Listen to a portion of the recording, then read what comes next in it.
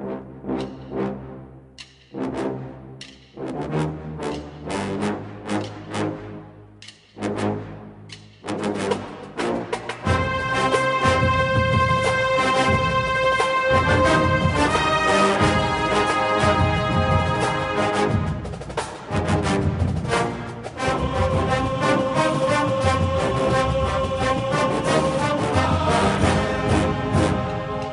morning, Bucknutters. Welcome to the Bucknuts Morning 5 here on Wednesday, July 15th, 2015.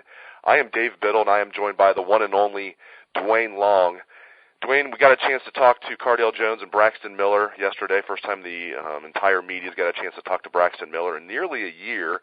I want to start off talking about Cardale Jones. He had a very interesting comment. I used it as the headline of my story yesterday. He said, quote, "I didn't play to my full potential last season during those 3 games where he was the starter." I completely agree. I think there is so much more to offer from Cardale Jones. You can see, he played very well, but you can see how raw he is. I just think that the ceiling is so high with Cardale Jones, clearly the best NFL prospect on the team, which I have to admit is why I think he should be the starting quarterback. With what we saw with those 3 games, there's so much more to offer. I just think the sky's the limit for Cardale. I'm all for it being an open competition. Let the best man win. Curious to get your thoughts on what Cardale had to say and just anything else you want to say about the quarterback situation, Duane. Well, I think that you look at what he did in those games, and then you look at what he did wrong in those games, and you think, okay, with a little more experience. So, yeah, I agree with him. I think he could be an even better quarterback. The NFL believes he can be an even better quarterback. That was legit talk last January after the bowl games that Cardale Jones would have probably been the 3rd quarterback taken in the draft. He's a big kid with a gun for an arm, and in the biggest games in college football that year, Cardale Jones was the best quarterback on the field. We got Marcus Mariota going, where did he go? Top 10. I can't remember exactly where he went in the first round. Number 2 overall, yeah. To the I had it in my head that he'd fallen down the draft a little bit. But anyway, Jones outplayed him. He outplayed him in that football game. There's no doubt about it. So that he is the guy, there's no doubt that he could be a better quarterback in time. No doubt in my mind. And you look at this quarterback situation, and we've been having some great debates ever since about who's going to be the starter next year. And I tell you, when you just talk about the quarterback position, Dave, just what you want, if you were explaining to somebody who does not know anything about football and you said, this is what the quarterback does, the guy who best fits that mold is Cardale Jones. He's the guy that can stand back in the pocket and say, okay, I need a 30-yard out and I need to get it there before the cornerback breaks on the ball. Cardale Jones is your man. He can put the ball anywhere on the field, and that's what a quarterback is supposed to do. End of story. Now, if you've got great feet, and you got that more so with J.T. Barrett, and you got it even more so with Braxton Miller, I mean, the guy is an NFL running back, if nothing else. I believe he can be. It really is a matter of him just getting the reps. And whether he can stand up to it. He's had an injury history going back to high school. He had an ankle problem, it seemed like, forever in high school. He could be a great wide receiver. No doubt about it, when you just break it down, pure athlete, yeah, he's the best of the 3. There's no doubt about it. Who's the best college quarterback of the 3? You may go with you got to look at Barrett because he runs better than Jones and throws better. I would say much better than Braxton Miller.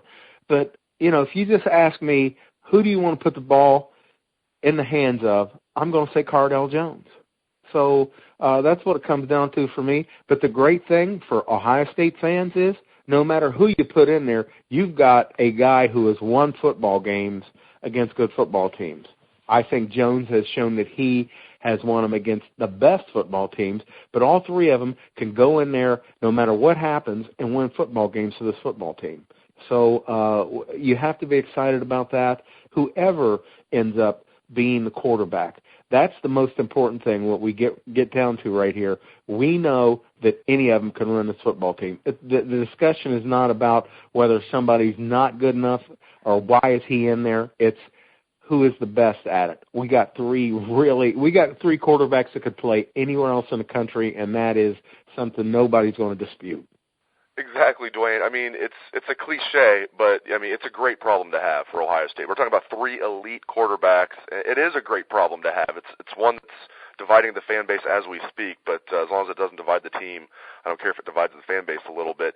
And speaking of quotes from Ohio State's quarterbacks, obviously the one that's picked up a lot of traction from last week was when Braxton said, quote, he is the best athlete in college football. Now, I read too much into things at times. Maybe I'm reading too much into this, but it's interesting to me he didn't say quarterback. He's saying he's the best athlete in college football. And you talked a little bit about this earlier in the show. Could he be okay with a position change? I'm not saying he's going to be, change positions right away. I know he wants to play quarterback, but if for some reason that doesn't go well, his arm isn't quite as strong as it needs to be, he's just as beaten out for the job. Do you think Braxton would be okay changing positions, Duane, or do you think he would balk at that? I think nobody can tell me. I was thinking exactly what came out of your mouth verbatim. Why didn't he say, I'm the best quarterback in college football? And why is he even talking about this at all? Why bring it up? He has never been a boastful guy, a cocky guy. I don't care. I think they all got it in them. Some of them say it and some don't. I just find it very interesting the words he chose, and that a kid that is known to be a really level-headed, even-tempered kid had decided to come out with something as cocky as a statement as, I'm the best athlete in college football. Well, okay, Braxton, that's something we don't usually hear from you, and we definitely have never heard you call yourself an athlete. You've always been a quarterback. So I think it's real interesting. And what's the point in the announcement in the first place? That he was coming back to Ohio State? I thought this was settled months ago, when he didn't transfer. I don't think he really ever considered it. I think he was going to be a Buckeye. I never took that seriously anyway. I never heard anything, no contacts, nobody, no word on the street, nothing coming out of the barbershop, that he was going to transfer. So I don't know, I don't know what he was thinking. It just didn't make sense to me. Nothing about that made sense to me. I think he may be ready to. What I believed for the longest time now is we're going to see three quarterbacks compete for the starting quarterback job, the backup job, and the third spot. If the third spot is Braxton Miller, Braxton Miller is going to play other positions. I'm not going to sit here and say we're never going to see Braxton Miller throw a football again in an Ohio State uniform. I don't believe that at all. I believe he could see some time at quarterback. I believe that Urban Meyer is such a twisted genius that he's going to say, I've got some assets here that I can use. We see halfback passes. We see wide receiver passes. But you know what the difference is? This guy's a quarterback.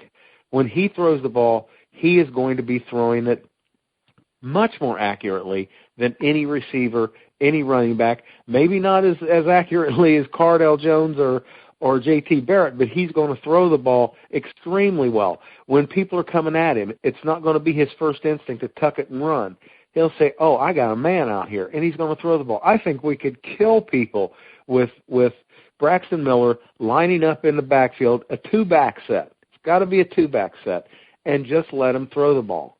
Maybe you can say, well, I'm just going to put him in a one-back, and I think it's going to be more called play then. But if you put him in the backfield and just kick it out to him and let him make a decision, I think defensive coordinators would walk the floor at night trying to figure what they're going to do about a running back who can outrun his defense or just step back and complete a pass at a 65% rate, which he's done. He did his junior year. So it's just the possibilities, and I think Urban Meyer is already designing plays around that. So I just think the whole thing is interesting, just the news conference itself, plus his wording. those things, I don't know. We'll see, Dave. Yeah, I think it matters. Maybe we're both reading too much into it, or maybe we're not. Maybe there is something in the works as far as Braxton moving positions. We shall find out soon enough. Okay, before I let you go, real quick, Duane, last topic on the show, the ESPYs are tonight at 8 p.m. on ABC. They won't be on ESPN. They'll be on the sister network there, ABC. So 8 p.m. tonight, and 4 Ohio State players will be in attendance, that being Cardale Jones, Ezekiel Elliott, Josh Perry, and Braxton Miller. And that means no J.T. Barrett. Now, Eli Apple's mom is not a big fan of this. She spouted off on Twitter and just went off about it. Of course, J.T. being the consummate professional, he steps in and says, "Oh, calm down, Mrs. Apple. It's not a big deal. I don't care that I'm not going. You shouldn't either." But I see her point. I think she should have, not aired the dirty laundry publicly. She had a problem with it. She should have called Coach Meyer or somebody directly. She's definitely one that is not afraid to put stuff out there. When she felt that parents weren't getting enough travel stipend, she went off about that. She ended up getting her way about that during the national championship run. But curious to get your thoughts on this, Duane. Do you have a problem with J.T. Barrett not being one of the guys? Some people are saying Braxton Miller should not be going. He wasn't a part of the team last year as far as playing. I mean, he was a part of the team, don't get me wrong. But if you're going to pick a guy to go, shouldn't it be J.T. Barrett, not Braxton Miller, when these guys are up for best team? Well, I think you have to look at. I kind of fall in the middle of that. I mean, I would have tried to argue for all of them. All right, 5 of these right. guys, simply because I don't want to exclude Braxton Miller. Braxton Miller. One of the things that is at the core of the discussions we've been having is Braxton Miller's a Buckeye. This is a guy who is going about his business, was on the worst team we've seen since John Cooper era, and just kept fighting and digging and trying to win games and getting abused physically. Receiver core, I'd say his first couple of years was not a great receiver core. By his junior year, I thought he had some guys to throw the football to. You just look at the situation and you say, this guy, I don't want him excluded from anything. I want to see him in the Hall of Fame. We love Braxton Miller, so I don't want to exclude him.